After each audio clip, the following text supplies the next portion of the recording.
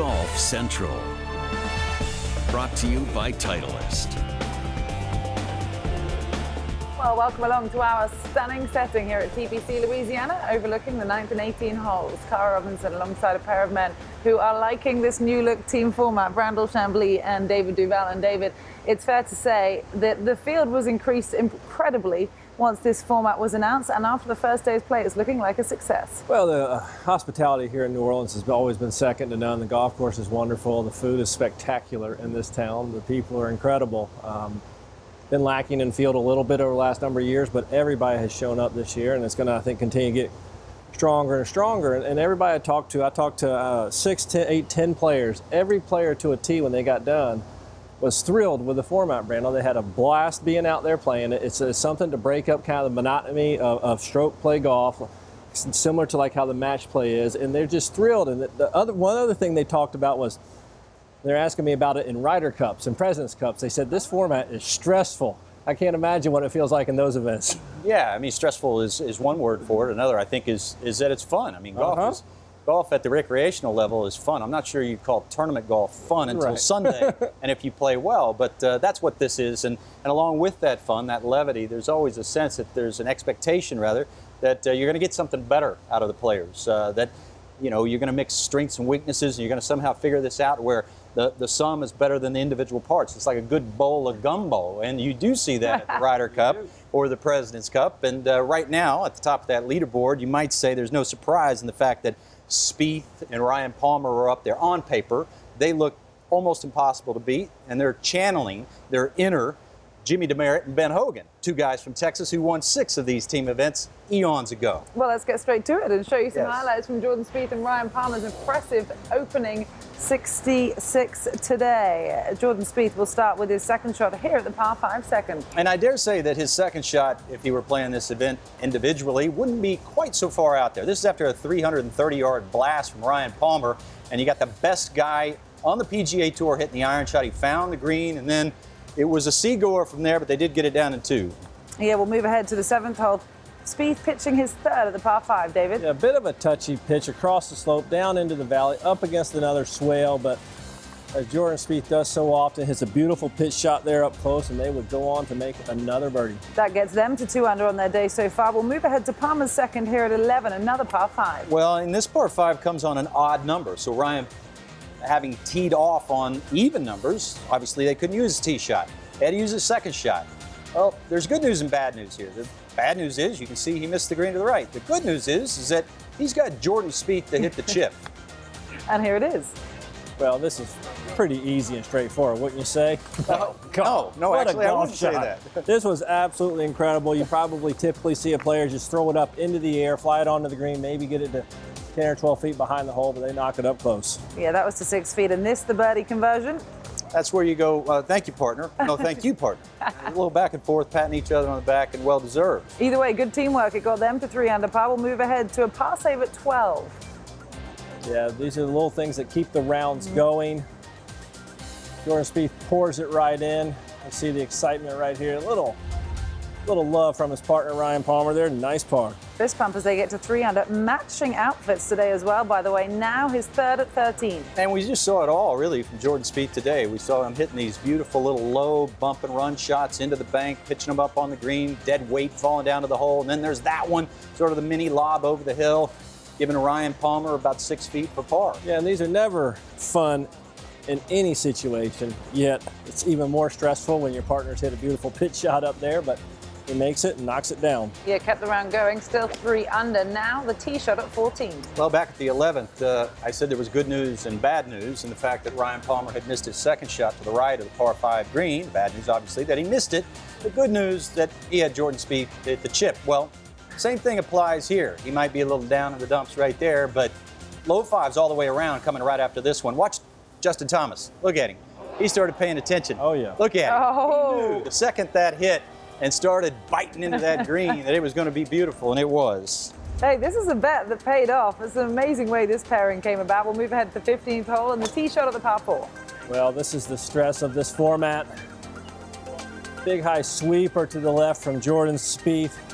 Puts Ryan Palmer in an awkward position. It hits into the fairway bunker and rolls up just out of it. And you can see just a terrible spot to be playing your second from. Awful stance, awful lie, and over 200 yards to the green. You can see it doesn't come out particularly well at all. This ball's going left as well, Brandel, and leaving Jordan Spieth with another difficult pitch shot. That's right. It would have been hard, been a lot to ask to hit a high cutoff of that lie, but he put Jordan Spieth in a nice position, gave him plenty of green to work with. And then, well, it was great teamwork. I made the mistake. I'll clean that up, partner.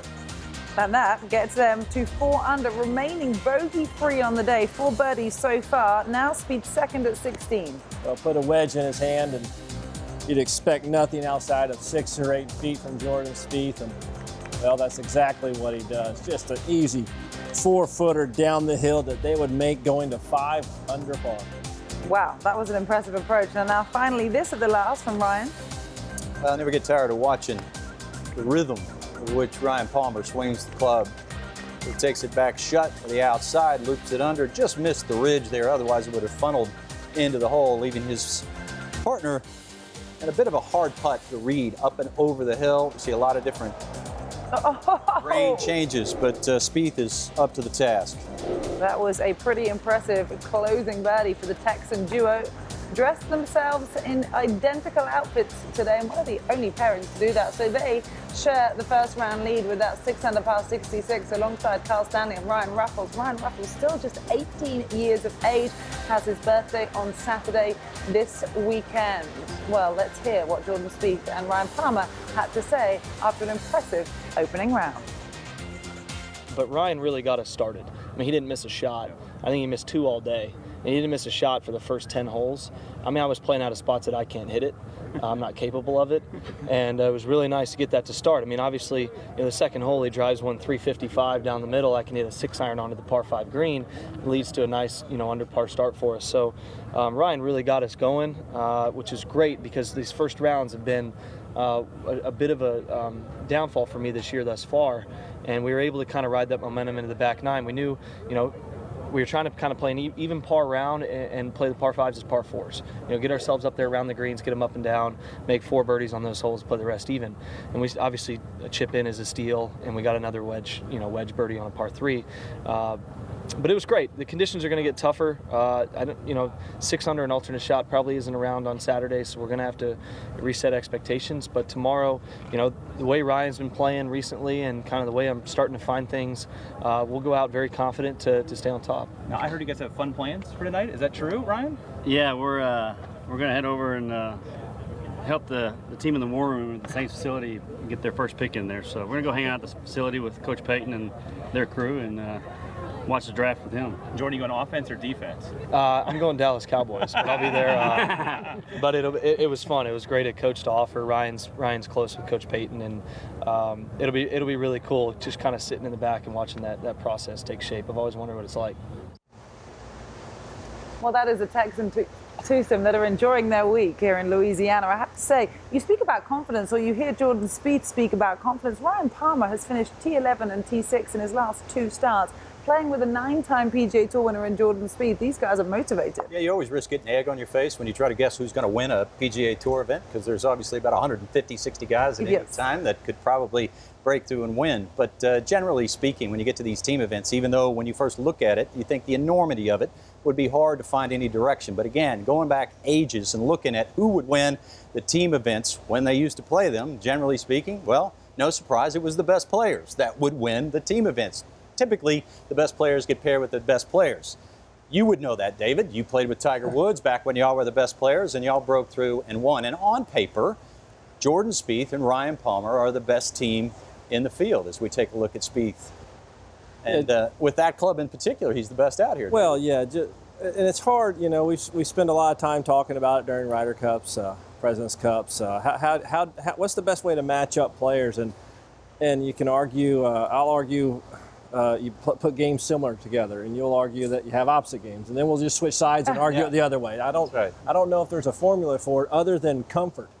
Being out there with somebody you want to be with, the comfort of it, somebody that you're not going to have to apologize to for poor shots, that that you're trying your best, but going out there and laughing about it and having fun, and yes, it is kind of stressful. You put a bit of stress on yourself because of it, but you got to enjoy yourself, and those guys are out there enjoying themselves. And certainly, they're on paper one of the strongest teams. It's hard to overlook Ricky Fowler's team too. Jason Day, that's a strong team. But again, don't forget how good all of these players are. And so you put them in a situation where it might take a little bit of pressure off and stress because you kind of have somebody to lean on, somebody else to count on, and you feed off of that. You just never quite know who can win.